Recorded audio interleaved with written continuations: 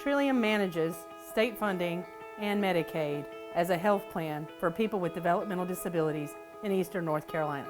What you will see and hear in this video today are individuals and families who have experience navigating all kinds of systems. If you are watching this video, you likely have your own story, your own experience navigating the many different complex systems of services and supports.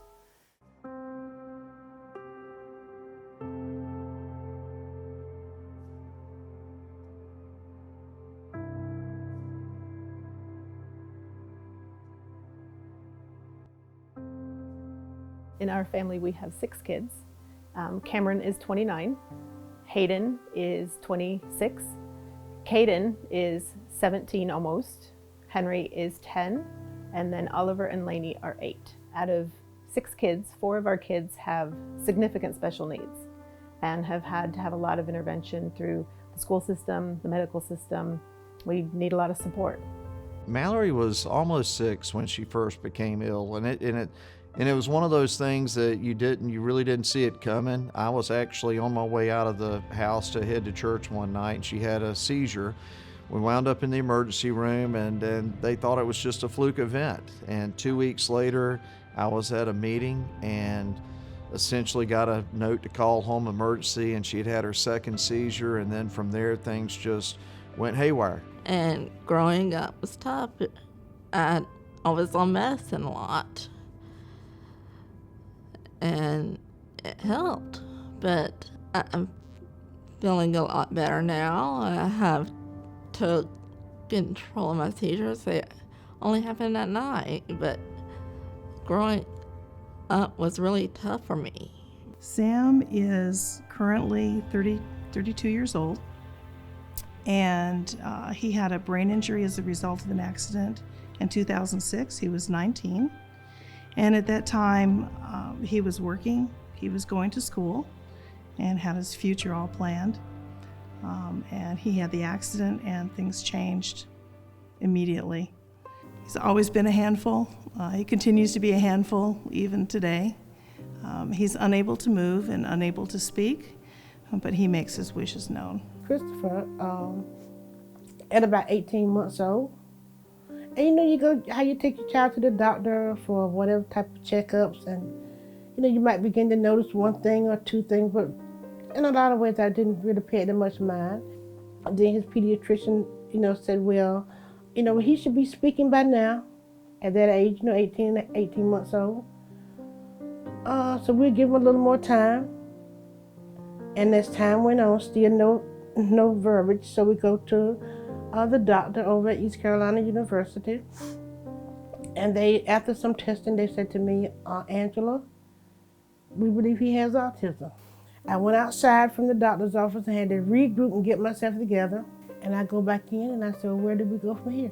I think it sounds so cliche to say that I want them to be happy, I want them to be healthy, but that's what you want. I want Oliver to be able to find a place where everybody knows his name. Again, very cliche, but if you're a kid and nobody knows that you're there, I don't know what the point of that is. I'm sorry. I worry about Dale and I as aging parents and the changes in the healthcare in North Carolina, and that he can continue his access to appropriate care, trying to put things in place so that when our children are caring for him when we're gone, that he can still live at home and have access to all the care that he requires. Naturally, as a parent, you're going through a lot of emotions. You're wondering about, the onset of this. So imagine having a 3-year-old and 3 years behind, and for 3 years you're worried that if this is a genetic thing, it could happen to him. Thank God it never did, but it was tearing. So on one hand, you're trying to get your first child, get Mallory medical care, and at the second, you're sitting there waiting for the other shoe to drop, worried about your youngest child. So it's a very emotional time that nobody can understand. That really, if you haven't been there and put on those shoes, You don't really understand. Everybody would run away if they could, but when your feet are nailed to the floor, you have to figure, well, we can make it through it. Just keep at it. And so far it's worked out. God has been with us each step of the way. And we know one thing, He won't give us more than we can handle. When I first realized I had this ability to advocate, or this voice, it was honestly a subconscious thing at first. It was very instinctive because, I was a kid and I've had this disability my entire life. So, from an age before I even comprehended what advocating meant, I was like, well, this person needs to know that I need this thing, because if they don't know that I need this thing, then I'm not going to get it. You're going to be their number one supporter, you're their number one caregiver, you're the person that knows them best, and sometimes you're going to be pushed to the limits, even with medical professionals, where you have to tell them what's potentially best for your child. You always have to depend on others that are more experienced, trained, or educated in what you're not that familiar with. So it's always a balance. The way I advocated for Cameron, who's 29, is totally different than the way I advocate for Oliver, who's 8. I mean, I really thought that when I started advocating for Cameron, I thought that the answer was to really be able to come in and have all the answers. And what I've learned now is I need partners. I need to come to the table with what I'd like to have happen for my kids, but I also need to be willing to listen to what whoever it is that we're trying to work with will be able to bring. It can be a challenge because you're not always going to have everybody in your corner, and it's not always even a malicious thing. And then you have the institutional issues. You have people on the other side, quote unquote, the other side, that would like to help, but their hands are tied.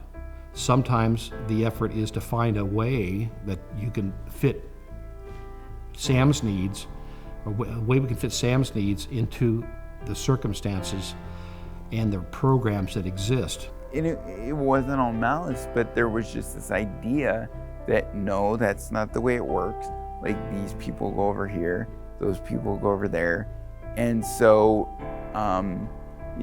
advocating for integrated settings and the importance of normalizing that within the community is just beyond vital to anybody that is in sort of an unusual circumstance or anything. And that's the only way you'll ever see real change, is by just normalizing everything, including people in their community. And because once something is normal, then those attitude problems aren't going to exist anymore. For Mallory, what my wife and I and our family have tried to do is, first of all, for the kinds of surgeries she's had, she has no left frontal lobe, and her brain, her corpus callosum, which is basically the superhighway that connects the left and right hemispheres of the brain, has been severed by 2/3. She has a job, she inspires people, they see her walking and talking and chewing bubble gum, and they realize that what a gift. There have been times where I realized that there was so much more than I think that we even were led to believe that they could do. That was kind of an amazing epiphany, but it didn't happen from one particular event. It was kind of a gradual coming to that point with them. Being there, standing up to it. If you feel like you got knocked down, stand up again. It's not over until you quit, and you can't quit without quitting, so don't quit. It sounds silly, but you just can't quit. Whatever happens, you can make it through, somehow. When you try to leave that child with love, if they know and can feel what love and hope and encouragement is, what else can you give them? You give them everything that you possibly can, because sometimes you have one chance and you want to do it right. Mallory, for all the medical challenges we've been through over the last 24 plus years and all the things that we've been through, we have found these silver linings, and her ability to motivate, to love, to inspire people because of their love. Nothing that's ever gonna show them the way to get better than love. We have created a new role for our coverage area. This role is called Family Navigator. The Family Navigator role is designed to assist people with intellectual or developmental disabilities or traumatic brain injury to navigate systems across their lifespan. Our goal is to have Family Navigators in each and every community.